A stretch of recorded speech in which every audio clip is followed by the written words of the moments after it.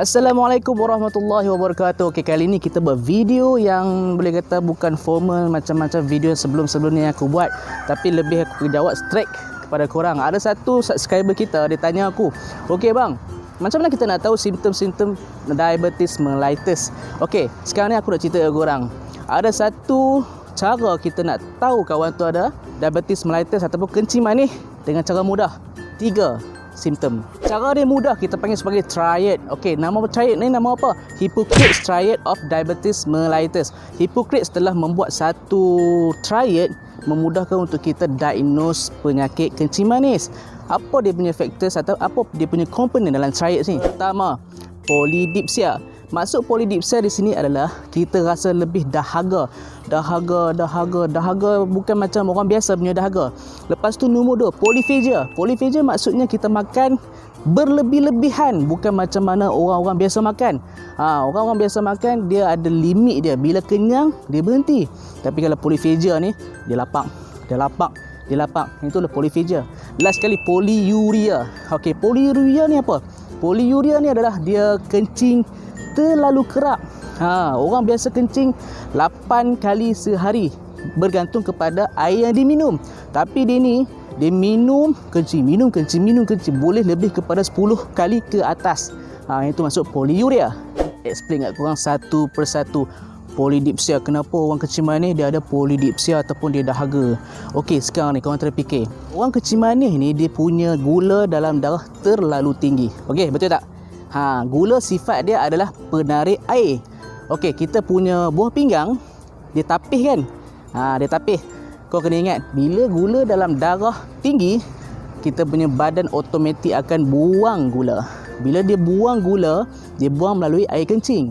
Okey, bila gula dia masuk dalam air kencing, dia akan tarik air semua daripada kita punya buah pinggang.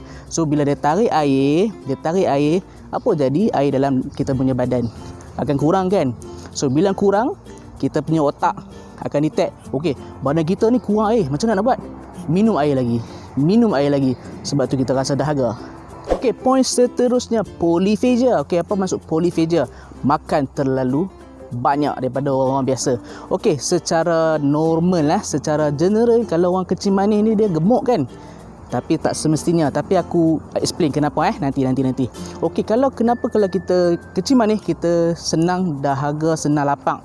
Satu, kalau orang gemuk ni dia punya sel lemak tu tinggi. Sel lemak tu tinggi kan? Sel lemak tu tinggilah akan menyebabkan kita rasa lapak lagi. Kita rasa lapak lagi. Kenapa kita rasa lapak lagi? Kita punya insulin kita dah tak boleh ada efek dekat kita punya badan. Itu kita panggil sebagai insulin resistant. Itulah masalah kalau gemuk ni. Bila terlalu gemuk, kita punya fat cell terlalu banyak dalam badan, dia akan menyebabkan kita rasa insulin resistant. Bila insulin tu jadi, kita akan rasa lapak lagi. Tu yang kita makan banyak tu. Sebab tu kalau kita terlalu makan banyak, kaloris tinggi dalam badan. Bila kaloris tinggi dalam badan, kita punya glukos pun akan tinggi. Bila glukos akan tinggi dalam badan, tu yang menyebabkan kita akan ada kencing manis. Sebab kita punya insulin dah exhausted, dah penat.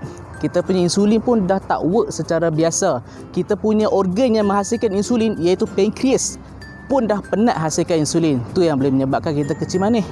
Last sekali, polyuria. Kenapa polyuria? Maksudnya kencing berlebih-lebihan. Sat-sat nak kencing, sat-sat nak pergi toilet. Kalau orang macam tu kena pakai pampers lah.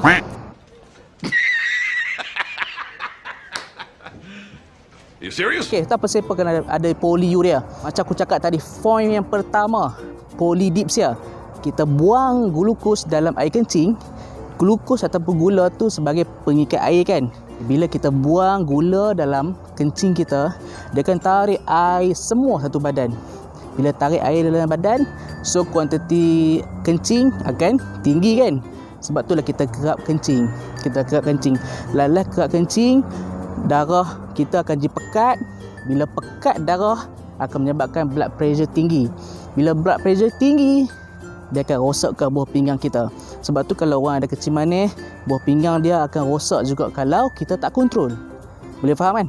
Itu boleh faham kan? Okey, itu adalah triad untuk Hippocrates Classical Triad of Diabetes Mellitus.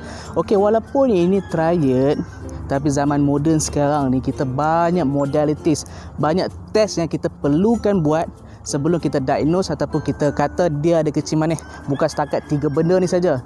Zaman-zaman dulu 3 benda ni saja. Kita tengok orang tu kuat makan, kita tengok orang tu gemuk, kita tengok dia kecil kerap, lepas tu kita tengok dia macam letih, kita kata kecil manis. Tapi sekarang ni tak, bukan senang-senang macam tu tak kita diagnose orang kecil manis. Banyak lagi triad kita kena buat, banyak lagi test yang kita kena buat. Dia punya gula dalam darah, kita kena ambil darah dia, kita kena tengok buat air kencing dia macam mana dan sebagainya. Lepas tu genetik dia kita kena tengok. Bukan senang nak diagnose kita orang tu ada kecil manis, bukan sekadar triad tu saja.